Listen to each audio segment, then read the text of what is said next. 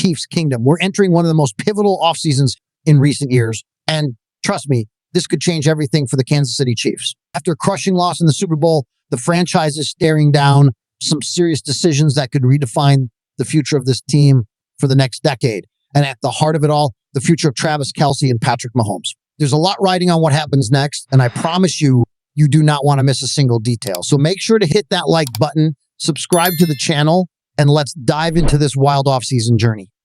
We all know the Chiefs ended the season on a tough note, falling to the Philadelphia Eagles in Super Bowl 60 with a final score of 40-22. It was a hard loss to swallow, no question, but there's no use crying over spilled milk. Now, the franchise has to turn its attention to the future, and the first big question on everyone's mind is, what's next for Travis Kelce? Kelce's coming off one of the least productive seasons we've seen from him since 2014, and with his age creeping up, the question looms large. Will he return for 2025, or is it time to retire?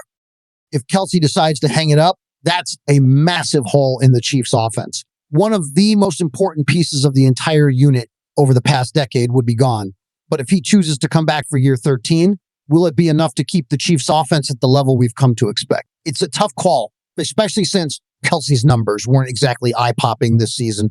Just 97 receptions for 823 yards. But at 35 years old, those numbers still have some weight. However, we know Kelce's not the kind of player to stick around just for the sake of it. So what does the future hold for him? If Kelce decides to retire or the Chiefs start thinking about life without him, they may already be preparing for that possibility. Jordan Plow, an analyst over at Pro Football Focus, thinks Kansas City might be eyeing a new tight end in the draft. And one of the names he's pointed to is Colston Loveland, the standout tight end from Michigan. Loveland has been one of the top tight ends in this draft class and is ranked as the N2 tight end overall by ESPN. With 39 games under his belt at Michigan, Loveland has accumulated 117 receptions for 1,466 yards and 11 touchdowns. He's shown a lot of promise. And if the Chiefs select him with their 31st overall pick, they could potentially have a future star on their hands. Replacing someone like Kelce won't be easy, but Loveland might be the perfect guy to take the reins and learn from the very best. So tenfolding, even if Kelce does decide to come back for one more season, drafting a young tight end could still be the move. Think about it. This rookie would get the chance to learn directly from one of the all-time greats before stepping into the starting role himself. It's the perfect situation for a seamless transition, whether that's in the near future or in a year or two. So with Kelce's future up in the air, the Chiefs have to be thinking ahead, and drafting a tight end could be a solid move for the long term. What do you think, Chiefs fans? Should the Chiefs take a risk and draft a tight end in the first round? Let me know what you think in the comments.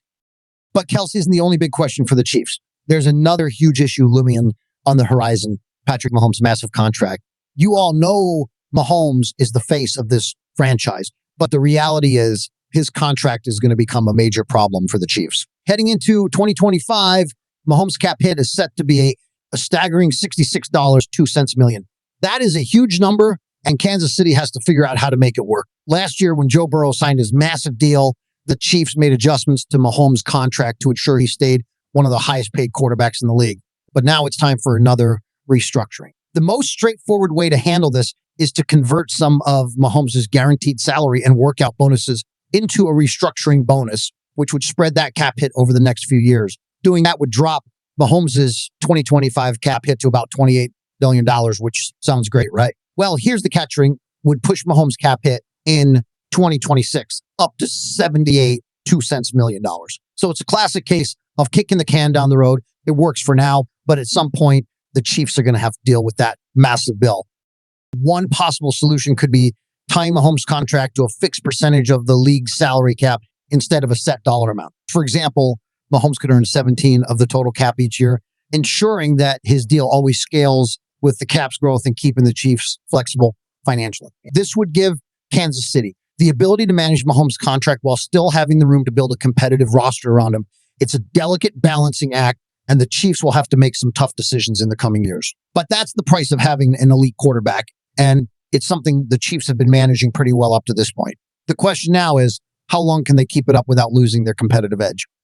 As if that weren't enough, there's one more huge storyline that has been making waves in Chiefs Kingdom, Andy Reid's future. Despite having one of the best coaching resume in NFL history, Reid's job has come under scrutiny after the Chiefs' Super Bowl loss. Fox Sports Radio host Rob Parker didn't hold back, calling the Super Bowl an unmitigated disaster and even suggesting that Reed should step down as head coach. He criticized Reed for not making adjustments during the game and questioned whether the Chiefs were on the decline under his leadership.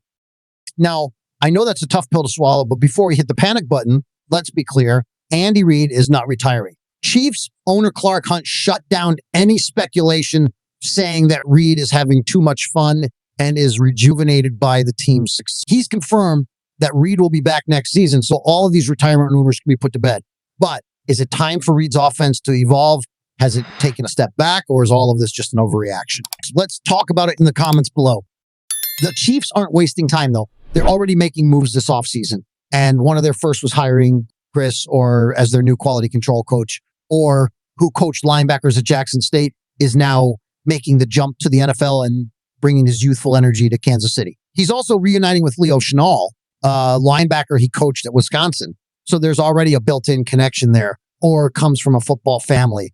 His father won 2 Super Bowls with Washington, and his brother's currently the defensive coordinator for the Baltimore Ravens. This is a move that signals the Chiefs are looking to bring in fresh, dynamic coaching talent to help turn things around after the tough Super Bowl loss. Now let's talk about the defense. The Chiefs have been a force to be reckoned with, but that side of the ball is also at a crossroads. Some of their top defensive players are heading into free agency, and they're going to demand some serious contracts. It's not just about keeping those key players. It's about making sure the team doesn't get priced out of retaining the talent that made them one of the top defenses in the league. Speaking of defense, let's dive into the linebacker position. If Nick Bolton decides to leave this offseason, the Chiefs have to find a replacement, and not just any replacement. They need someone who can step in and make an immediate impact. That's where a trade for Jermaine Pratt from the Bengals comes in. Pratt's the leader of Cincinnati's defense and a proven playmaker. Adding him could really shore up that linebacker spot. We're heading into a pivotal offseason for the Kansas City Chiefs. Patrick Mahomes, Marquise Hollywood Brown, and Nick Bolton are all at the center of major discussions. Big decisions need to be made, and they need to happen fast. The big question is, will the Chiefs manage to keep their core intact, or will key players end up in unexpected places? Moves have already started, and trust me, you won't want to miss a single detail. So make sure you hit that like button, and let's dive into the video. Now, speaking of a rough season, the Chiefs were just one game away from making history. They were on the brink of becoming the first team to win 3 consecutive Super Bowls, but instead, they took a brutal 40-22 loss against the Eagles in Super Bowl 60. It was one of the worst games of Patrick Mahomes' career, and the Eagles took complete control, dominating in a way that no one expected. With the offseason officially underway, the Chiefs have a lot of work ahead if they want to make another Super Bowl run next season. They'll need to strengthen that offense, adjust the offensive line, and handle those crucial contract renewals. The problem is other teams are closing in fast, and Kansas City has to act quickly if they want to keep their edge. And then there's the big question about Marquise Hollywood Brown. Will he stay or will he go? Brown's first season with the Chiefs didn't go as planned, thanks to injuries that kept him from developing that chemistry with Mahomes. But he's still expected to draw significant interest in free agency. And it's a big decision for the team. He could end up with one of the Chiefs' biggest AFC rivals, the Buffalo Bills. So it's like that. Let me know what you think in the comments. And don't forget to like this video and subscribe for more updates on the Chiefs. Go Chiefs!